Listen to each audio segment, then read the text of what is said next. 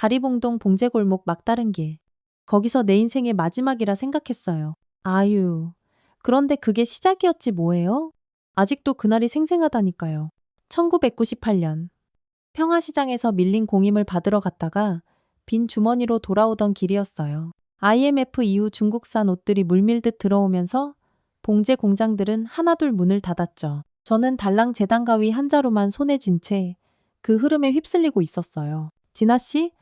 얼굴이 말이 아니네? 딸을 잃고 그래도 살아야지. 동네 약국 아저씨의 말이 귓가를 맴돌았어요. 살아야 한다고요. 뭘 보고 사는데요? 누굴 위해서요?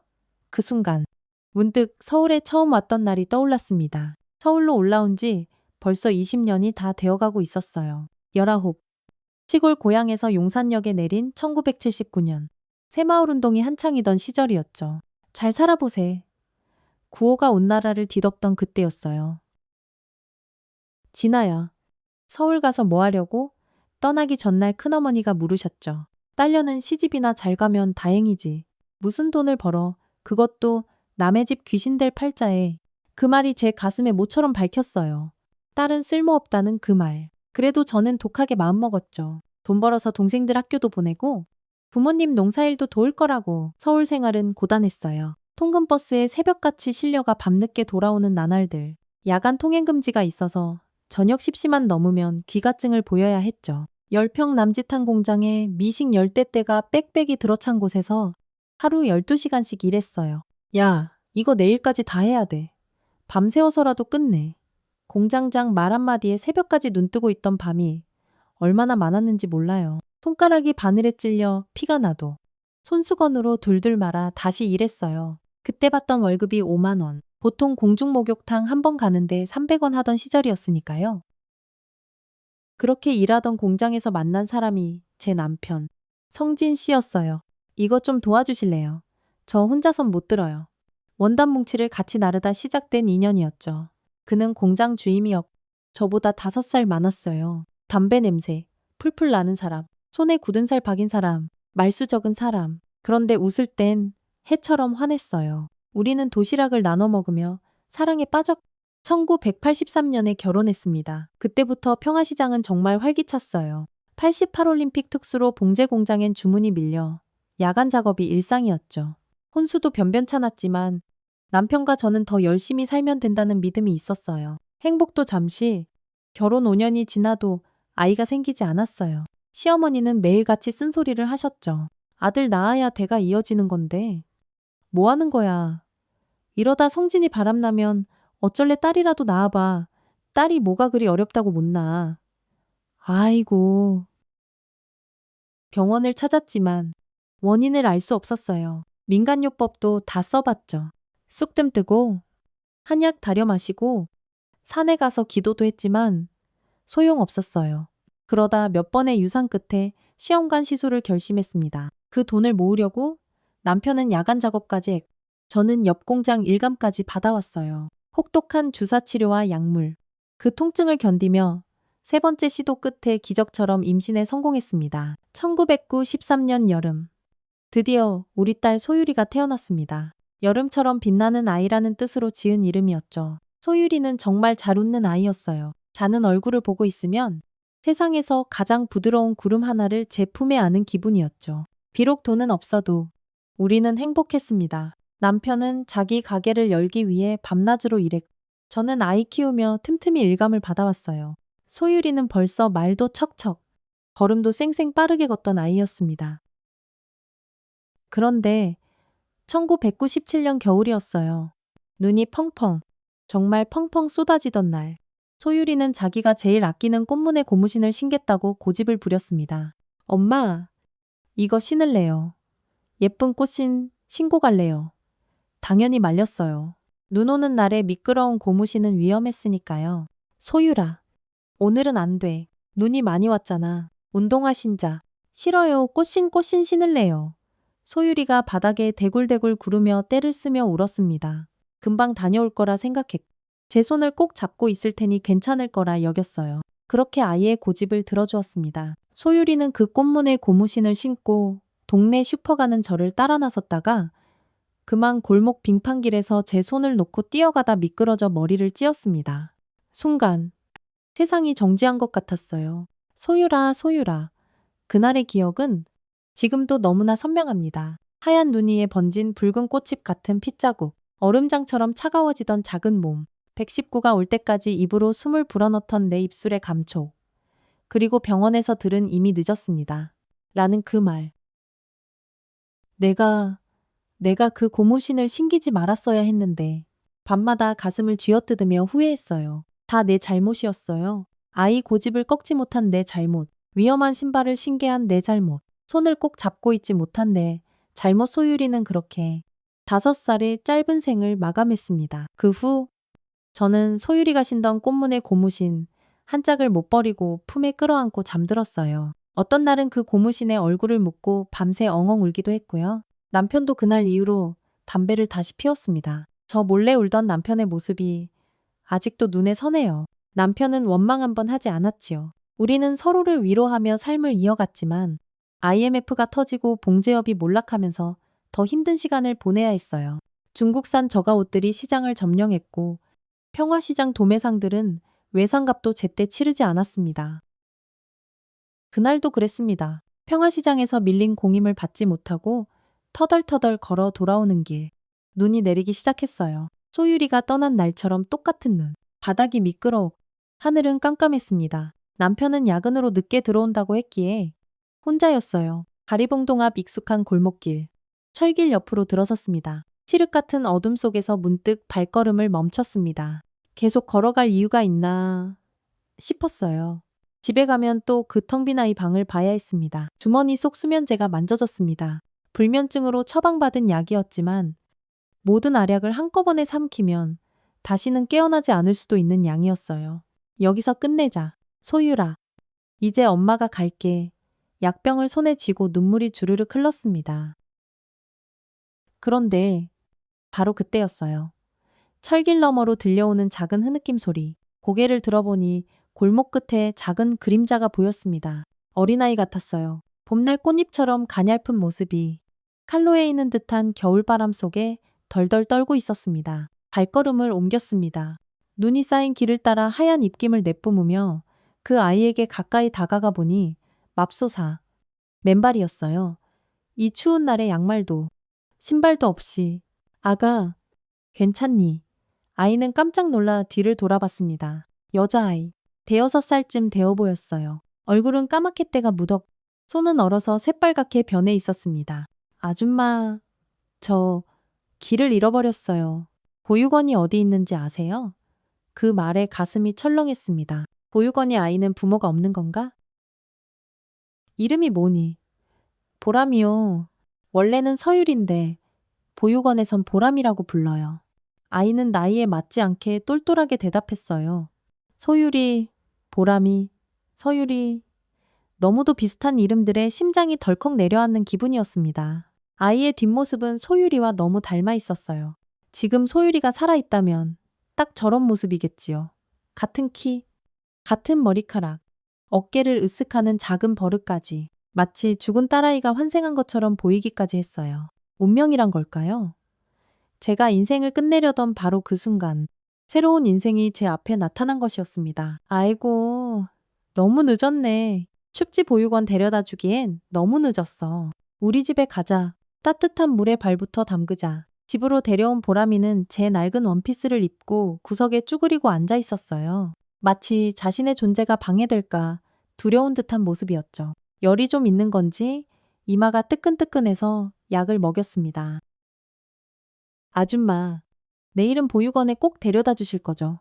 그 말에 가슴이 찡했습니다. 아이는 이미 알고 있었던 거예요. 하룻밤 재워주고 내일은 다시 원래 자리로 돌려보내질 거라는 걸. 응, 내일 데려다 줄게. 텔레비전에선 구시 뉴스가 흘러나오고 있었습니다. 정치 뉴스, 사건 사고, 그리고 또 IMF 이야기. 보람이는 TV를 물끄러미 보다가 벽에 걸린 소율이 사진의 시선이 멈췄습니다. 저기 있는 아이는 누구예요? 우리 딸, 소율이. 어디 갔어요? 하늘나라. 보람이는 아무 말 없이 고개를 끄덕였습니다. 어린 나이에 죽음이 무엇인지 아는 듯 했어요. 간신히 찾아낸 컵라면으로 저녁을 때웠습니다. 아이는 컵라면을 후루룩 먹으며 가끔씩 제 얼굴을 훔쳐봤어요. 소율이처럼 음식을 먹는 모습이 너무 닮아 가슴이 아팠습니다. 다음 날 아침, 아이가 말해준 대로 찾아간 보육원. 행복한 희망의 집이라는 간판이 무색하게 건물은 낡고 음침했습니다. 쌓인 눈을 뽀드득 밟으며 들어가는데 보람이는 제 손을 꼭 잡았습니다. 문을 두드리자 피곤해 보이는 복지사가 나왔습니다. 휴. 어제 저녁부터 찾았어요. 보람이. 또 나갔었군요. 또요?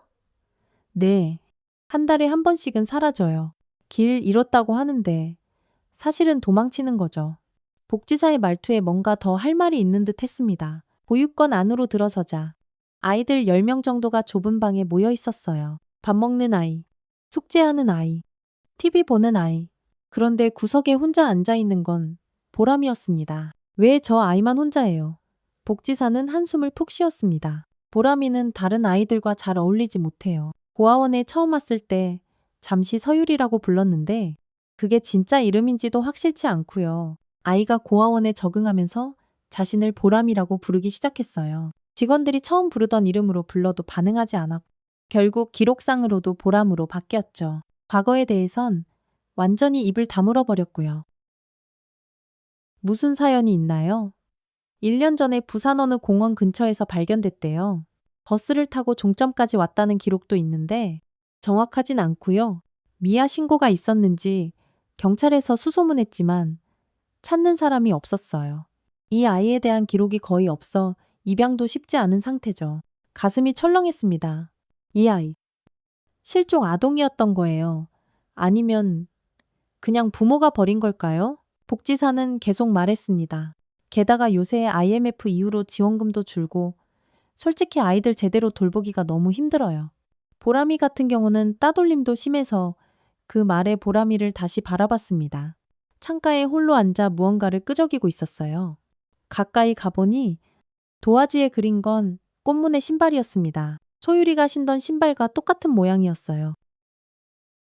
순간 마음이 세차게 흔들렸습니다. 어제 수면제 병을 손에 쥐었던 저에게 이 아이가 나타났고 그 아이는 죽은 딸과 같은 나이, 비슷한 이름을 가졌으며 지금은 소율이가 좋아하던 바로 그 꽃무늬를 그리고 있었어요. 이 아이, 혹시 제가 데려가면 안 될까요? 복지사는 놀라 눈을 동그랗게 떴습니다. 네, 입양하신다고요?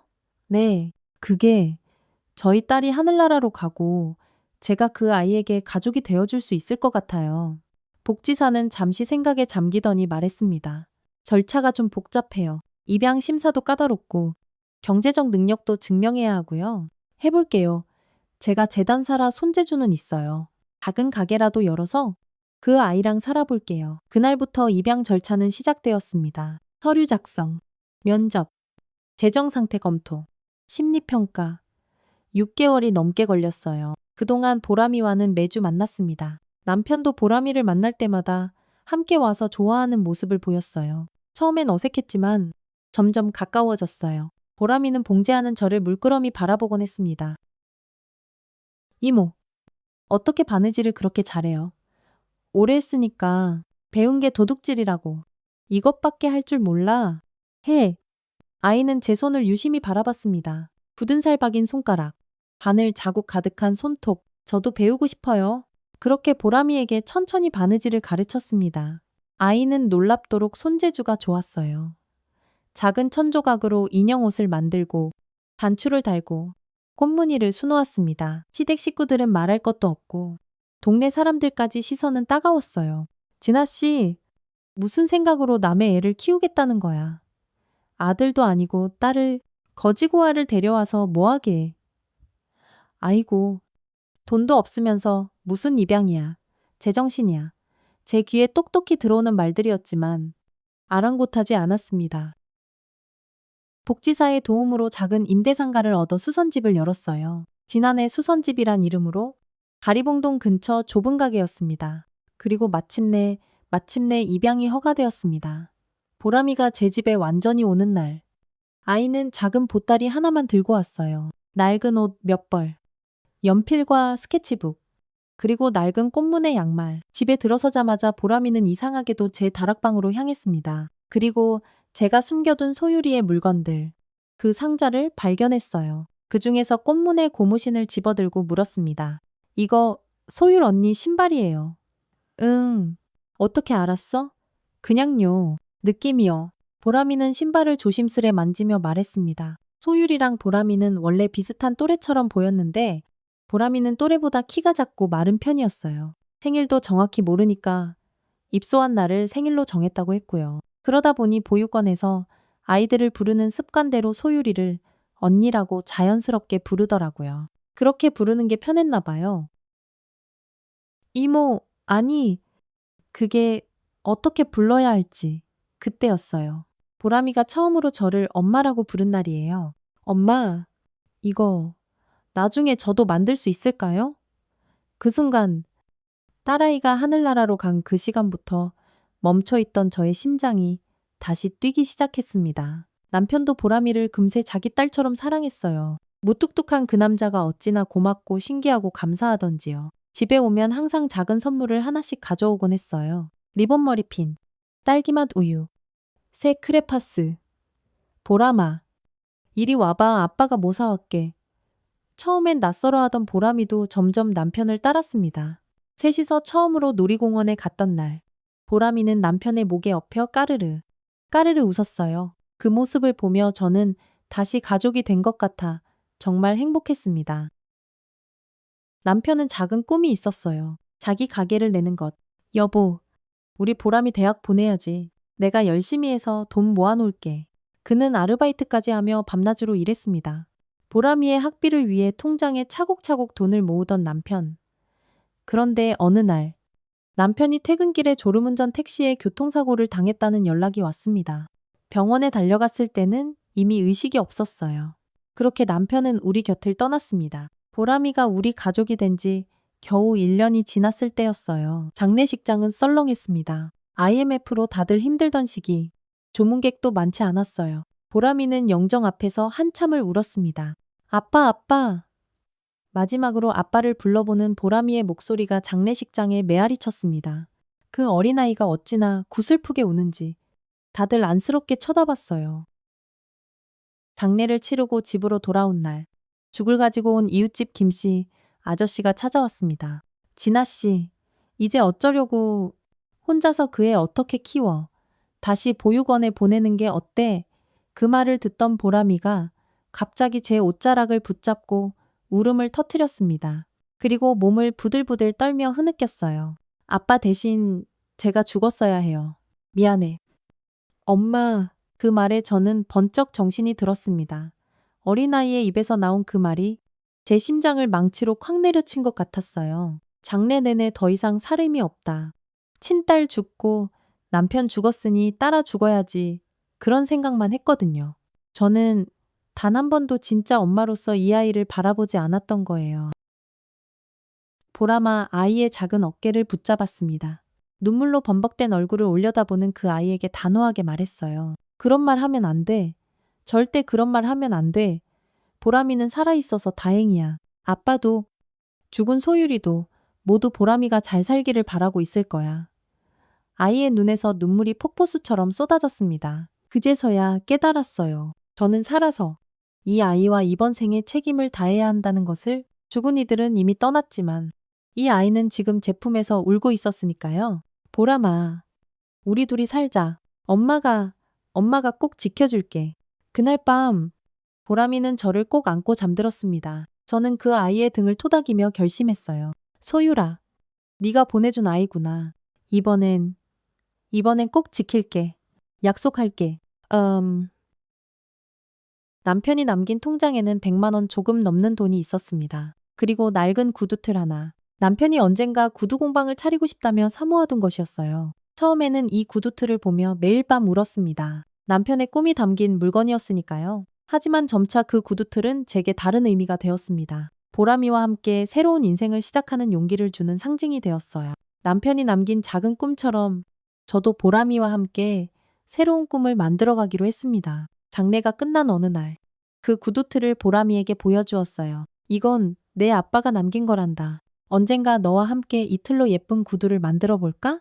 보람이는 조심스레 구두틀을 만지며 고개를 끄덕였죠. 시간은 참 빠르게 흘렀습니다. 보람이가 고등학교를 졸업할 무렵이었어요. 아이는 어느새 19살이 되었죠. 쑥쑥 자라 이제는 제 키를 훌쩍 넘었어요. 작은 수선집은 그럭저럭 돌아갔습니다. 가리봉동 인근 봉제 공장들이 하나둘 문을 닫는 동안에도 우리 수선집만큼은 근근히 버텼어요. 수선 손님들이 줄었지만 동네 사람들이 꾸준히 찾아주셨거든요. 진아 씨, 이 바지 좀 줄여주게. 우리 딸 원피스 단추 좀 달아줘. 이거 어떻게 못 고쳐 맨날 잘 고쳐주잖아. 서비스업은 늘 관계가 중요했습니다. 손님들의 이름과 얼굴을 기억하고 조금이라도 더 정성을 들이면 그분들이 다시 찾아와 주셨어요. 보람이는 조용하지만 손재주가 좋은 아이였습니다. 학교에서 돌아오면 숙제를 마치고 밤늦게까지 저를 도왔어요. 단추 달기, 지퍼 교체, 심지어 작은 바느질까지 젊은 눈으로 실꿰는 일은 그 아이 몫이었죠. 엄마, 이렇게 하면 되죠. 그래, 그렇게. 너는 정말 타고났구나. 가끔 보람이가 수선 일을 할 때면 저는 그 모습이 소율이와 겹쳐 보일 때가 있었어요. 그럴 때마다 가슴이 먹먹해졌지만 곧 다시 눈앞의 현실로 돌아왔습니다. 이제는 보람이가 내 딸이니까요. 보람이의 대학 진학이 현실로 다가왔습니다. 디자인과에 지원하기로 했어요. 작은 수선지비를 돕던 그 아이가 디자이너를 꿈꾸게 된 건 어쩌면 자연스러운 일이었죠. 엄마, 전 구두 디자인하고 싶어요. 사람들이 제 구두를 신고 길을 걷는 걸 생각하면 가슴이 막 뛰어요. 그 말을 들으며 남편 생각이 났어요. 구두 공방을 열고 싶어 했던 남편. 그 꿈이 딸에게 이어진 것 같아 묘한 감정이 들었습니다. 기쁜 소식이 왔습니다. 보람이가 원하던 대학에 합격한 거예요. 그 아이의 환한 웃음을 보니 제 가슴도 벅차올랐습니다. 그러던 어느 날이었습니다. 오래 앉아 있으면 왼쪽 아랫배가 뻐근했어요. 처음엔 아이고 앉아서 일하다 보니 그렇지라고 생각했는데 시간이 갈수록 통증이 심해졌습니다. 병원에 갔더니 의사가 조심스레 말했어요. 진아 씨, CT 검사를 해봐야 할 것 같습니다. 큰 병원으로 옮겨 여러 검사를 받았습니다. 결과가 나왔을 때 의사의 표정이 심상치 않았어요. 자궁암 3기입니다. 순간 온몸에 전류가 찌릿 흐르는 듯한 느낌이었습니다. 암이라니 그것도 3기라니 수술이 필요합니다. 자궁을 제거해야 합니다. 난소도 어려울 것 같고요. 방사선 치료와 항암 치료도 병행해야 할 겁니다. 비용은 어느 정도 의사의 말에 정신을 가다듬고 조심스럽게 물었습니다. 그가 조용히 고개를 끄덕이더니 차트를 넘기며 말했어요. 수술, 방사선 치료, 항암 치료까지 포함하면 건강보험 적용받아도 700만 원 이상은 각오하셔야 합니다. 비급여 항목까지 포함되면 그보다 훨씬 더 나올 수도 있고요. 숨이 턱 막혔습니다. 700만 원. 저에겐 상상도 못할 금액이었어요. 그날 집으로 돌아오는 길. 병원 앞 버스 정류장에 혼자 멍하니 앉아 있는데 그 숫자가 머릿속에서 떠나질 않았습니다. 700만 원 5년을 꼬박 모아도 될까 말까 한 돈. 그 순간 병보다 돈이 더 무섭다는 걸 처음 느꼈습니다. 죽음의 그림자보다 무서운 건 살고 싶어도 살 수 없는 사람이 되는 거였어요. 병원에서 나와서 계속 걸었어요. 가리봉동 계단을 터벅터벅 내려오며 생각했어요. 이제 정말 끝인가 보다. 보람이는 어쩌지? 그날 밤 저는 보람이에게 모든 것을 털어놓았습니다. 고등학교를 졸업하고 대학 입학을 앞둔 아이에게 이런 얘기를 하는 게 맞나 싶었지만 숨길 수 없었어요. 보람아, 엄마가 병이 좀 있어. 무슨 병인데요? 그게 자궁암이래. 수술을 해야 한대. 보람이의 얼굴이 하얗게 질렸습니다. 그리고 말없이 제게 달려와 저를 꼭 안았어요. 엄마, 괜찮아요. 엄마는 괜찮을 거예요. 제 등을 토닥이는 보람이의 손길에 가슴이 찢어지는 것 같았습니다. 이 아이에게 짐을 지울 수 없다는 생각뿐이었어요. 내 병이 이 아이의 인생을 망치는 것 같아 미안함이 북받쳐 올랐어요. 보람이가 고개를 들었습니다. 의외로 단호한 목소리였어요. 잠깐만요. 엄마, 제가 생각이 있어요. 오늘은 푹 쉬세요. 내일 얘기해요. 다음 날.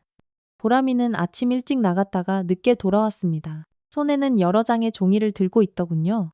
엄마, 대학은 휴학 신청했어요. 입학금은 이미 내서 휴학해도 돌려받을 수는 없대요. 제가 당분간 더 열심히 돈 벌게요. 1년만 쉬었다가 복학하면 돼요. 보람아, 그러면 안 돼. 네 꿈이잖아. 괜찮아요. 엄마?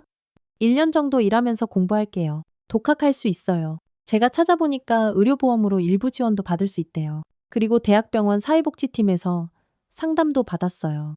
종이를 펼치니 여러 지원 프로그램 정보와 병원 안내문들이 빼곡했습니다. 보람이는 밤새 인터넷을 뒤져 정보를 모은 것 같았어요.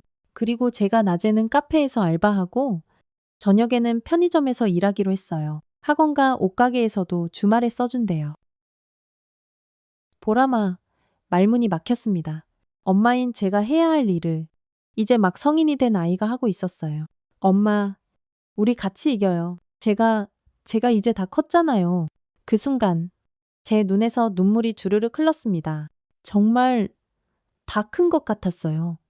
이 아이가 수술 날짜가 잡혔고 치료가 시작되었습니다. 자궁 제거 수술 후 방사선 치료, 항암 치료의 그 혹독한 고통, 머리카락이 우수수 빠지고 체중이 급격히 줄었어요. 거울 속 제 모습은 더 이상 예전의 그 사람이 아니었습니다.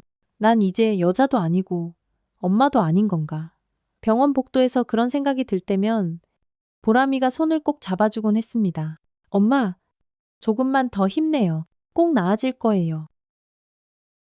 보람이는 약속대로 세 군데를 뛰어다니며 일했습니다. 밤에 들어오면 지친 기색이 역력했지만 오히려 저를 위로했어요. 엄마, 오늘은 손님이 엄청 많았어요. 팁도 받았어요. 과외도 한 명 구했어요.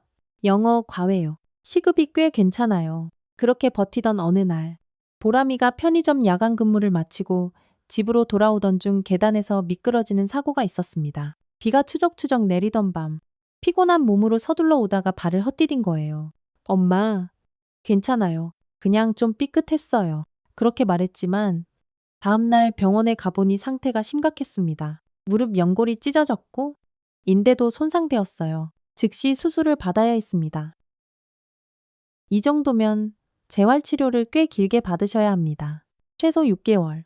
아마 1년은 꼬박 걸릴 겁니다. 의사의 말을 듣는 순간 제 심장이 무너져 내렸습니다. 자식을 위해 살아야 하는데 내가 아픈 것도 모자라 이제 보람이까지. 보람아, 미안해. 엄마가 미안해. 병실에서 흐느끼는 저에게 보람이가 말했습니다. 엄마, 울지 마세요. 더 좋은 일이 생기려고 그러나 봐요. 엄마 치료가 끝나면 저도 천천히 치료받을게요. 우선 엄마가 빨리 나아야 해요. 그 말이 더 가슴을 아프게 했습니다. 아직도 어린아이가 자신의 아픔보다 엄마를 먼저 생각하다니요. 2013년 여름, 저는 간신히 항암 치료를 마쳤어요. 몸은 여전히 약했지만 의사는 조심스럽게 희망적인 말을 했습니다. 일단 암세포가 더 이상 발견되지 않습니다. 하지만 재발 가능성이 있으니 정기검진은 꼭 받으셔야 합니다.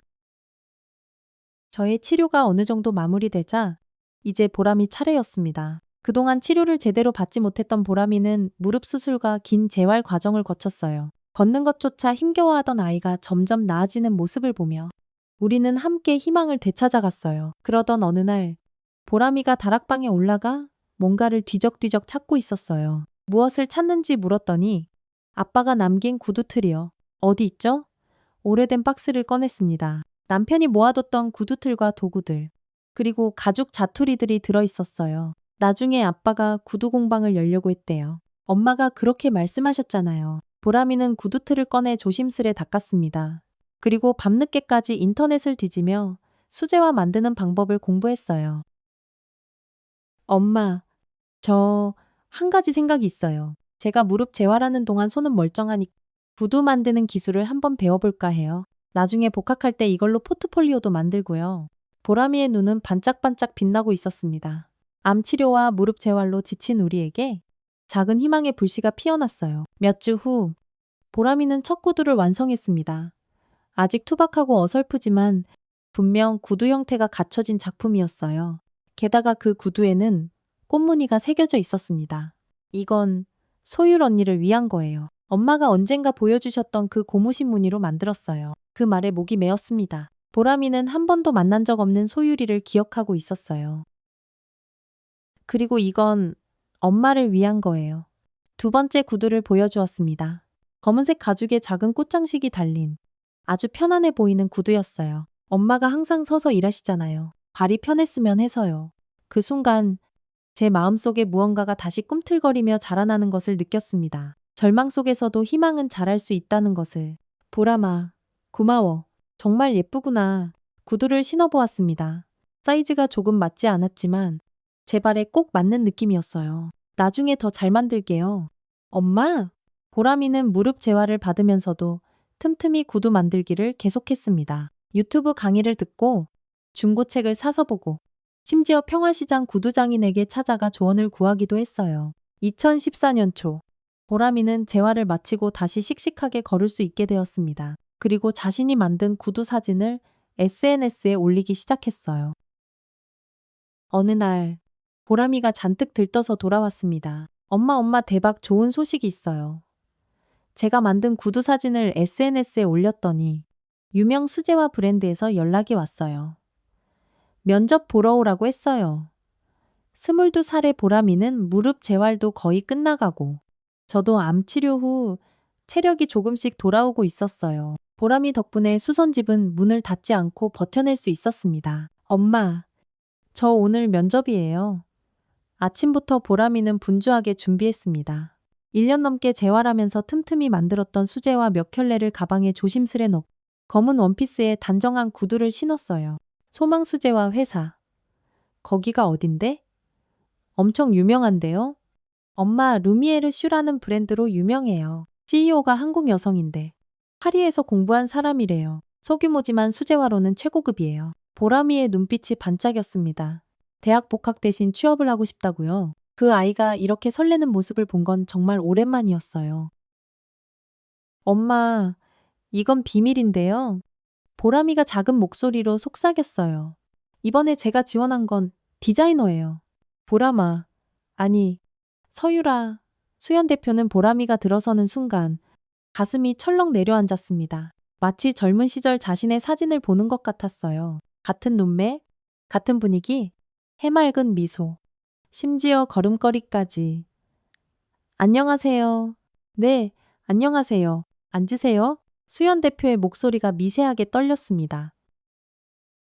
보람이는 준비해온 포트폴리오를 펼쳤습니다. 그 안에는 직접 만든 수제화들의 사진이 가득했습니다. 제가 만든 신발들입니다. 어릴 때부터 엄마, 아빠에게 바느질과 재봉을 배웠어요. 보람이는 잠시 망설이다가 덧붙였습니다. 사실 저는 입양됐어요. 저를 위해 평생 작은 수선집에서 고생하신 어머니께 조금이라도 보답하고 싶어서 이 일을 배우게 됐습니다. 수연 대표의 눈이 커졌습니다. 보람이는 계속 말을 이어갔습니다. 특히 이건. 보람이는 특별한 사진 한 장을 꺼냈습니다. 돌아가신 아버지가 남기신 낡은 구두틀로 만든 제 첫 작품이에요. 비록 서툴지만 저에겐 가장 소중한 신발이죠. 수연 대표는 말없이 사진들을 넘겼습니다. 그녀의 눈에는 점점 눈물이 차올랐습니다. 대표님, 저는 이 회사에 꼭 입사하고 싶습니다. 보람이가 진심을 담아 말했습니다. 제가 이 면접에 붙어야만 제 어머니가 수선집을 계속 운영하실 수 있어요. 어머니께서 현재 항암 치료 중이신데 병원비와 가게 운영을 모두 감당하기가 너무 어려운 상황입니다. 어머니는 아프신 와중에도 저를 위해 끝까지 수선집을 지키고 계세요. 이제는 제가 어머니를 돌볼 차례라고 생각합니다. 저는 정말 열심히 할 준비가 되었습니다. 저를 뽑아주세요. 보람이는 조심스럽게 발을 살짝 움직였고 검은 구두 위로 살색 스타킹을 통해 그녀의 발등이 더욱 드러났습니다. 그곳에는 꽤 큰 초승달 모양의 점이 선명했습니다. 수연 대표는 그 순간 숨을 헛들이켰습니다. 그녀의 손이 떨리기 시작했습니다. 그 점은 수연 대표가 떨리는 목소리로 말했습니다. 수연 대표의 마음속에서는 과거의 기억이 파도처럼 밀려왔습니다. 결혼을 약속했던 남자친구와 함께 아이를 가졌지만 임신 사실을 알리자 그는 책임을 지겠다던 약속을 저버리고 연락을 피하기 시작했습니다. 홀로 남겨진 그녀는 부모님의 거센 반대에도 불구하고 아이를 낳기로 결심했습니다. 출산 후 수연은 낮에는 아르바이트를 하고 밤에는 학원에 다니며 어렵게 아이를 키웠습니다. 그날은 크리스마스 시즌. 백화점에서 일하던 수연은 어쩔 수 없이 어린 딸 서유리를 데리고 출근했습니다. 신발 매장에서 일하는 동안 잠시 아이의 손을 놓친 사이 북적이는 인파 속에서 아이가 사라졌습니다. 미친 듯이 백화점을 뛰어다녔고 경찰에 신고하고 전단지를 붙이고 제보를 기다렸습니다. 몇 달 동안 잠도 제대로 자지 못하고 아이를 찾아 헤맸습니다. 하지만 아무리 찾아도 딸은 나타나지 않았습니다. 유일하게 기억하는 단서는 딸의 왼쪽 발등에 있던 큰 초승달 모양의 점뿐이었습니다. 세월이 흐르고 수연은 신발 디자인으로 성공했지만 딸을 향한 그리움과 죄책감은 날이 갈수록 커져만 갔습니다. 그래서 성공한 후에도 계속해서 전국의 고아원과 입양기관을 찾아다녔고 실종아동 찾기 캠페인에도 아낌없이 후원했습니다. 그리고 지금 17년이라는 긴 세월이 지나 그녀의 앞에 나타난 보람이의 발등에서 그토록 애타게 찾던 익숙한 초승달점을 발견한 것입니다. 보람 씨, 혹시 친부모에 대해 알고 싶은 마음은 없나요? 수연 대표가 간신히 말을 이었습니다. 보람이는 진지한 표정으로 대답했습니다. 어릴 때는 많이 궁금했어요. 하지만 지금은 저를 키워주신 부모님이 제 진짜 부모님이라고 생각해요. 그래도 만약 기회가 된다면 제가 왜 버려졌는지는 듣고 싶긴 해요. 수연 대표는 더 이상 감정을 억누를 수 없었습니다. 보람 씨는 버려진 게 아니에요. 친어머니는 보람 씨를 찾기 위해 17년을 기다렸어요. 면접실은 순간 정적에 휩싸였습니다. 보람이는 혼란스러운 표정으로 수연 대표를 바라보았습니다. 무슨 말씀이신지. 보람 씨, 나는 보람 씨의 친어머니일지도 몰라요. 수연 대표의 목소리가 가늘게 떨렸습니다. 내 딸도 발등에 똑같은 커다란 초승달점이 있었어요. 보람이는 말을 잇지 못했습니다. 그녀의 머릿속에는 수많은 생각이 뒤엉켰습니다. 그녀를 사랑으로 키워준 어머니와 지금 눈앞에 있는 친어머니. 그날 오후 2시쯤 전화가 왔습니다. 보람이의 목소리가 떨렸어요. 엄마, 지금 회사로 좀 와주실 수 있어요. 뭔가 말로 설명하기 어려운 일이 생겼어요. 무슨 일이야? 혹시 떨어진 거야? 아니요. 그게 그냥 좀 와주세요. 제발요. 가슴이 쿵쾅거렸습니다. 서둘러 옷을 갈아입고 강남으로 향했어요. 한 번도 가보지 않은 강남. 지하철을 타고 한참을 가야 했습니다. 소망수재와 본사는 깔끔한 빌딩 4층에 있었어요. 리셉션에서 보람이를 찾는다고 하자 안내를 받아 회의실로 들어갔습니다. 그곳엔 보람이와 중년 여성 한 명이 앉아 있었어요. 세련된 정장 차림의 여성은 저를 보자마자 벌떡 일어났습니다. 그녀의 눈에는 눈물이 그렁그렁 맺혀 있었어요.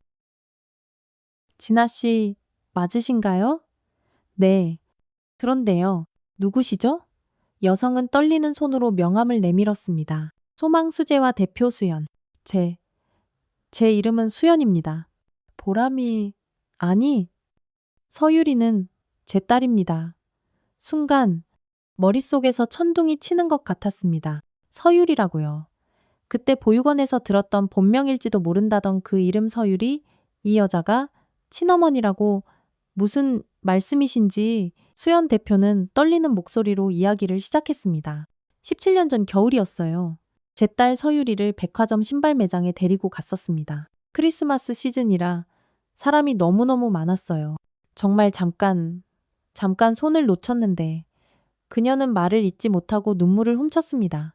그날 이후로 아이를 못 찾았어요. 모든 방법을 동원했지만 그 시절엔 CCTV도 별로 없었고 DNA 검사도 지금처럼 쉽지 않았어요. 수연 대표는 잠시 숨을 고르더니 계속 말을 이었습니다. 딸아이가 그때 신던 신발이 꽃무늬 구두였어요. 제가 직접 디자인한 거였죠. 그래서 그 아이를 잃고 나서 매년 그 꽃무늬를 넣은 수제화를 만들었어요. 언젠가 내 딸이 이 신발을 보고 찾아올까 하는 마음으로요. 보람이는 충격받은 표정으로 고개를 들었습니다. 그럼 제가 올린 SNS 사진에 있던 그 꽃무늬 때문에 저를 찾으신 거예요. 수연은 고개를 끄덕였습니다. 꽃무늬도 그렇고 네 얼굴이 내 젊은 시절 모습 그대로야. 특히 네 발등에 있는 그 작은 점. 보람이가 무의식적으로 자신의 발을 만졌습니다. 구두 위로 드러나는 왼쪽 발등에는 정말로 큰 점이 하나 있었어요. 태어날 때부터 있었던 점입니다. 살색 스타킹으로도 감춰지지 않는 제법 큰 점이었어요. 발등의 점까지 그건 서유리만의 특징이었어요. 제 머릿속이 하얘졌습니다. 모든 것이 꿈처럼 느껴졌어요. 하지만 보람이는 16년 전에 보육원에서 수연이 말을 이었습니다. 아마도 서유리가 백화점에서 실종된 후 누군가에게 발견되었던 것 같아요. 부산에서 발견되었다고 지금 들었어요. 부산까지 갔을 줄이야. 백화점 인근만 미친 듯이 찾았는데 그러다 보육권에 맡겨졌을 거예요. 아이의 이름을 바꾸고 그래서 저는 도저히 찾을 수 없었던 거죠. 보람이는 혼란스러운 표정으로 저를 바라봤습니다. 엄마, 저는 어떻게 해야죠? 제 가슴이 찢어질 것 같았습니다. 16년 동안 내 딸로 애지중지 키웠는데 이제 와서 친엄마가 나타나다니 제 딸을 빼앗긴다는 생각에 숨이 턱 막혔어요. 혹시 DNA 검사를 해볼 수 있을까요? 수연의 제안에 저도 고개를 끄덕였습니다. 이왕 이렇게 된 거 진실은 알아야겠다는 생각이 들었어요. DNA 검사 결과가 나오기까지 이틀이 걸렸습니다. 그 이틀 동안 보람이는 거의 말을 하지 않았어요. 밤에 제 방문 앞에서 서성이다. 그냥 돌아가는 모습을 몇 번이나 봤습니다. 저도 잠을 이룰 수 없었어요. 결과가 나온 날, 우리 셋은 다시 소망수재와 회의실에 앉았습니다. 의사가 보낸 봉투를 수연이 천천히 열었습니다. 친자 확인, 일치, 99, 9%.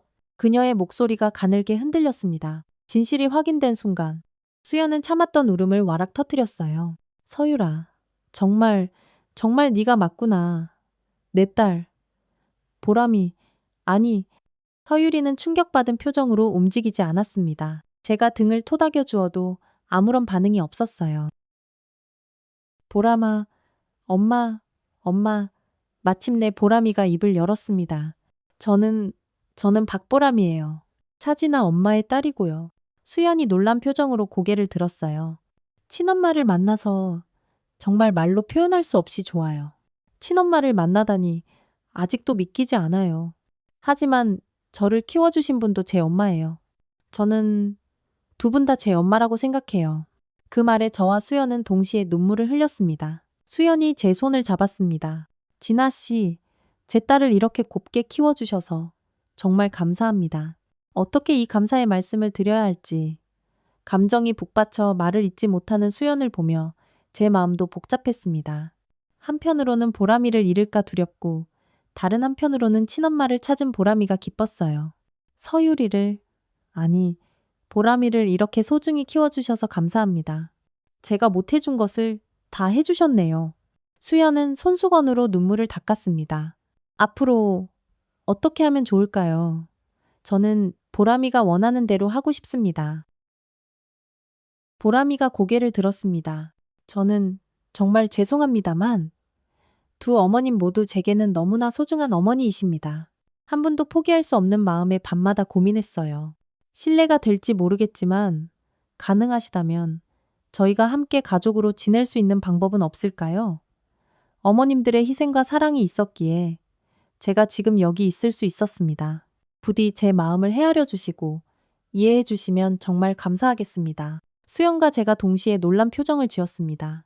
제 생각인데요. 진아 엄마는 제 평생의 엄마예요. 절 키워주시고 가르쳐 주셨어요.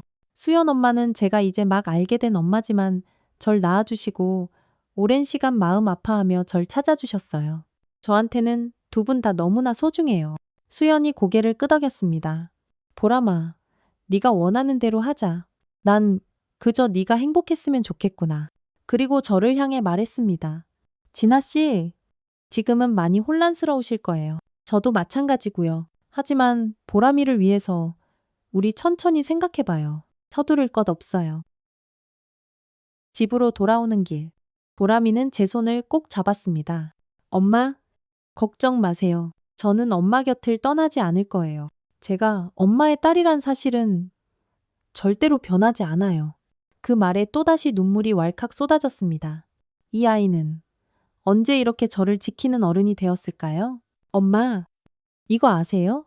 수연 엄마가 저한테 말했어요. 제가 올린 SNS에 꽃무늬 구두 사진을 보고 가슴이 뛰었대요. 그런데 그 꽃무늬 소율 언니 고무신에서 따온 거였잖아요. 그래, 그랬지. 엄마, 생각해보니까 너무 신기해요. 제가 본 적도 없는 소율 언니 신발 무늬가 제 친엄마가 디자인한 신발 무늬와 같다니 마치 소율 언니가 저희 세 사람을 이어준 것 같아요. 그 말을 듣는 순간 온몸에 전율이 흘렀습니다. 정말 그런 것 같았어요. 소율이가 하늘에서 이 모든 것을 계획한 것처럼. 집에 돌아와 밤새 생각했습니다. 보람이는 이제 정말 행복해질 수 있을까? 우리는 함께 살아도 될까? 새벽녘 결심했습니다. 어떤 미래가 오든 보람이의 선택을 존중하자고, 그리고 내 마음 한구석에 자리한 두려움을 내려놓기로 했죠. 다음 날 수연이 우리 집으로 찾아왔습니다. 소박한 수선집을 둘러보며 수연의 눈에 눈물이 맺혔어요. 정말 따뜻한 공간이네요. 여기서 보람이가 행복하게 자랐겠어요. 정성이 느껴져요. 보람이가 차를 내왔습니다. 세 사람이 처음으로 수선집에 모여 차를 마시는 순간 무언가 새로운 가족의 형태가 시작되는 것을 느꼈습니다.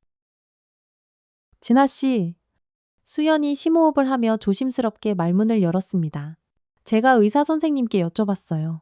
진아 씨처럼 항암이랑 방사선을 오래 받으신 분들 중에는 나중에 면역력이 약해지거나 회복이 더딘 경우가 많대요. 그런데 차병원 쪽에서 줄기세포로 조직 회복을 돕는 치료가 일부 되고 있다더라고요. 아직 실험적인 부분도 있지만 몸이 덜 힘들게 회복하는 데는 분명 도움이 될 수 있대요. 그런데 그건 비용이 만만치 않을 텐데? 수연이 제 말을 자르며 단호하게 말했습니다. 진아 씨가 우리 보람이를, 아니 서유리를 살려주셨어요. 이제는 제가 진아 씨를 도울 차례예요. 수연 씨의 말은 저를 한동안 멍하게 만들었습니다. 당시 차병원에서 하는 줄기세포 치료는 의학적으로도 아직 실험 단계였고 비용도 천문학적이라는 얘기를 들은 적이 있어서 선뜻 결정하기가 어려웠어요. 과연 그 치료를 받는 게 맞을까? 아니면 지금 치료에만 집중해야 할까? 마음속에서 여러 생각이 부딪혔습니다. 그렇게까지 해주실 필요는 아닙니다. 제 딸을 살려주신 은인에게 이 정도는 당연해요. 수연은 당당했습니다. 저는 부모님께 받은 유산도 많아요. 걱정 마세요. 오히려 유쾌하게 말하는 그녀를 보며 제 눈치를 살피던 보람이가 말했어요. 엄마, 받아들이세요. 저도 그게 좋을 것 같아요. 밤새 생각했습니다. 수연의 제안을 받아들이면 너무 염치가 없지만 보람이를 위해, 그리고 제 자신을 위해서라도 살아야 했습니다. 다음 날 수연에게 전화했어요. 치료 받아볼게요. 고맙습니다. 결국 저는 차병원에서 줄기세포 기반의 회복 치료를 시작하게 되었습니다. 수연 씨가 직접 의료진과 상담 일정을 잡아주었고 치료에 드는 비용도 본인이 모두 감당하겠다고 했을 때는 정말 말문이 막혔습니다. 그 순간만큼은 고마움보다 미안함이 더 크게 밀려왔어요. 처음엔 눈치가 보였지만 수연은 항상 웃으며 말했어요. 에이, 제 딸을 살려주신 분인데요. 이건 당연한 거예요. 걱정 마세요. 라며 오히려 저를 다독였습니다. 줄기세포 기반의 회복 치료는 생각보다 쉽지 않았습니다. 치료 과정은 고되었고 몸도 많이 지쳤지만 이상하게도 이전보다 회복 속도가 빨랐습니다. 손상된 조직이 서서히 회복되는 느낌이 들었고 의료진도 제 반응에 놀라워하며 조심스럽게 긍정적인 반응을 보였어요.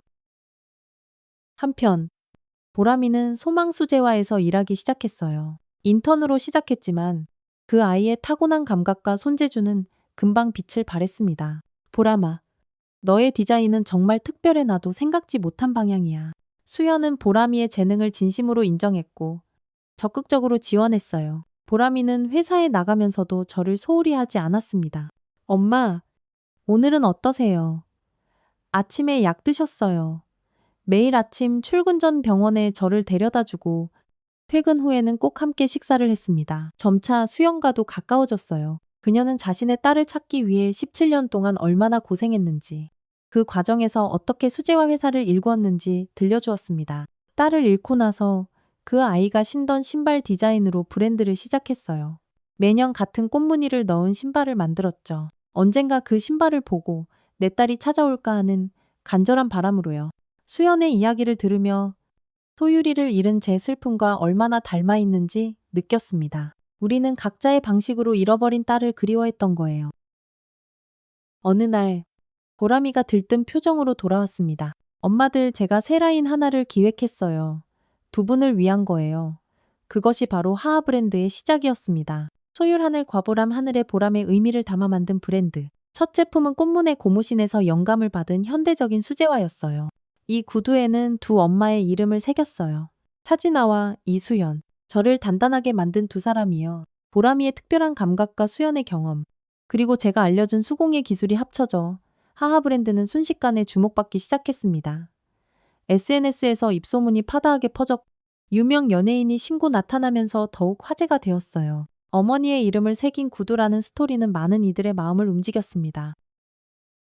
줄기세포 회복 치료를 시작한 지 6개월쯤 되었을 때 담당 의사는 조심스럽지만 분명한 목소리로 말했습니다. 정밀 검사 결과 현재 암세포는 관찰되지 않습니다. 재발 위험도 현저히 낮아졌고요. 아직 완치라는 표현은 신중해야 하지만 지금 상태는 매우 안정적입니다. 그 말을 듣는 순간 숨을 멈춘 듯 가슴이 먹먹해졌습니다. 보람이와 수연은 아무 말 없이 저를 꼭 안아주었습니다. 그 따뜻한 품 안에서 저는 처음으로 정말 살아있다고 느꼈습니다. 엄마, 우리가 이겼어요. 우리가 이겼다고요. 진아 씨, 정말 다행이에요. 이제 우리 함께 많은 것을 해봐요. 그날 저녁, 세 사람은 특별한 식사를 했습니다. 비싼 레스토랑이 아니라 가리봉동 근처 오래된 설렁탕 집이었어요. 제가 보람이에게 자주 사주던 곳이었지요. 이 집 설렁탕이 제일 맛있어요. 엄마가 용돈 생기면 꼭 사주셨거든요. 수연은 사랑받고 자란 딸을 보면서 흐뭇하게 웃었어요. 밥을 먹으며 세 사람은 앞으로의 계획을 이야기했습니다. 보람이는 대학으로 복학해 공부를 계속하고 수연은 하하 브랜드를 소망수제화의 새 라인으로 키워나가기로 했어요. 저는 제 몸이 다 나으면 다시 일을 시작하기로 했습니다. 엄마, 저희 회사에서 기술 자문으로 일하시면 어때요?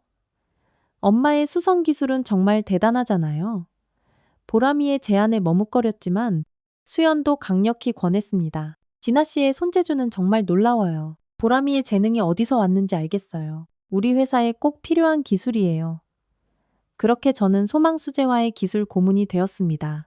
평생을 가리봉동 봉제골목에서 보낸 저에게 강남 사무실은 낯설었지만 제 손기술을 인정받는 기분은 무척 좋았어요. 이렇게 바느질하면 더 오래갑니다. 제가 30년 넘게 해온 방식이에요. 젊은 디자이너들이 제 말을 경청하는 모습에 뿌듯했습니다. 어느 날 수연이 제안했어요. 진아 씨, 보람이, 우리 같이 강릉 갈래요. 해외여행은 준비가 필요하니 우선 강릉부터 다녀와요. 저는 망설였습니다. 저는 한 번도 가본 적이 없어요. 여행 같은 건. 그래서 더 가봐야죠. 보람이도 제대로 된 여행은 처음이라면서요. 그렇게 우리 세 사람은 처음으로 강릉 여행을 떠났습니다. 푸른 동의 바다를 처음 본 보람이의 반짝이던 눈빛은 영원히 잊지 못할 거예요. 엄마들, 저기 봐요. 바다가 끝없이 펼쳐져 있어요. 수연이 카메라를 꺼내 셀카봉에 달았습니다. 자, 우리 셋 함께 사진 찍어요. 하나. 인 더블에. 셋. 세 사람의 바다를 배경으로 한 첫 가족 사진. 각자 다른 인생을 살아온 우리가 이렇게 한자리에 모였다는 게 정말 신기했습니다. 여행에서 돌아온 후 하하 브랜드는 더욱 성장했습니다. 보람이의 디자인은 세대를 잇는 신발이라는 콘셉트로 국내외에서 인정받았어요. 엄마, 우리 파리 패션위크에 초대받았어요. 거기서 하하 컬렉션을 선보일 수 있대요. 수연은 환호했고 저도 덩달아 기뻤습니다. 아이고, 우리 딸이 해냈구나. 보람이는 웃으며 말했습니다. 제가 아니에요. 우리가 해냈어요. 소율 언니가 남긴 꽃무늬, 진아 엄마의 손기술, 수연 엄마의 경험.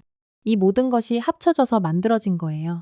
그 말을 듣는 순간 모든 것이 제자리를 찾은 것 같았습니다. 우리 셋의 상처가 하나의 아름다운 이야기로 완성되는 순간이었어요.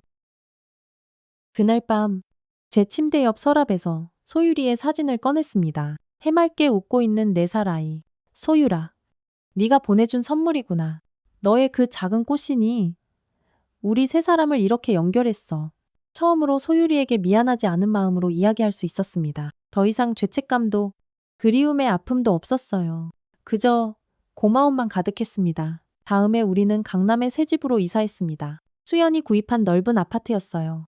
처음엔 극구 사양했지만 보람이와 수연이 함께 설득했어요. 이제 우리는 한 가족이에요. 같이 살아요. 3개의 방이 있는 집, 각자의 공간이 있으면서도 함께하는 가족. 제 방에는 소유리의 사진과 보람이의 사진, 남편과의 결혼식 사진, 그리고 그 꽃무늬 고무신을 소중히 두었고, 보람이의 방에는 그 아이가 만든 첫 구두가 예쁘게 장식되어 있었습니다. 수연은 서재에 17년간 딸을 찾던 자료들을 정리해 보관했어요. 세 사람의 상처와 그리움이 모여 만든 집. 그곳에서 우리는 새로운 가족의 형태를 만들어 갔습니다. 엄마들, 오늘은 제가 요리할게요. 두 분 다 푹 쉬세요. 보람이의 명랑한 목소리가 집안에 울려 퍼질 때마다 저는 마음속으로 생각했습니다. 나 정말 잘 살아왔구나. 이 모든 고통과 눈물이 결국 이런 행복으로 이어지다니 정말 감사합니다. 우와, 보람이의 목소리가 집안에 울려 퍼질 때마다 참 하하 브랜드 스토리를 특별전으로 열자고 해요. 수연과 저는 놀라서 서로를 바라봤습니다. 우리 이야기가 전시된다고 사람들이 그걸 보고 싶어 한다고? 보람이는 신나게 설명했어요. 네 꽃무늬의 고무신부터 시작해서 두 분의 이야기, 그리고 우리가 만난 과정까지 새 여인의 구두 이야기라는 주제로 전시회를 열 거래요. 그렇게 서울생활 사박물관에 꽃신의 여정 특별전이 열렸습니다. 첫날, 우리 세 사람은 함께 전시장을 찾았어요. 입구에는 소유리의 꽃무늬 고무신과 보람이가 처음 만든 구두가 나란히 전시되어 있었습니다. 그 옆으로는 새 여성의 이야기라는 제목 아래 저희 가족 사진과 짧은 설명이 있었어요. 친딸을 잃고 입양한 딸마저 사고로 다치고 자신마저 병에 걸린 차진아 씨, 17년간 잃어버린 딸을 찾아 헤맨 이수연 씨, 그리고 그 사이에서 두 여성을 연결한 박보람 씨, 그들의 구두한 켤레가 이어준 기적 같은 이야기. 사람들이 감동의 눈물을 글썽이며 전시를 관람했습니다. 특히 제 이야기에 더 깊이 공감하시는 분들이 많은 것 같았어요. 나도 딸 키우느라 평생 고생했어요.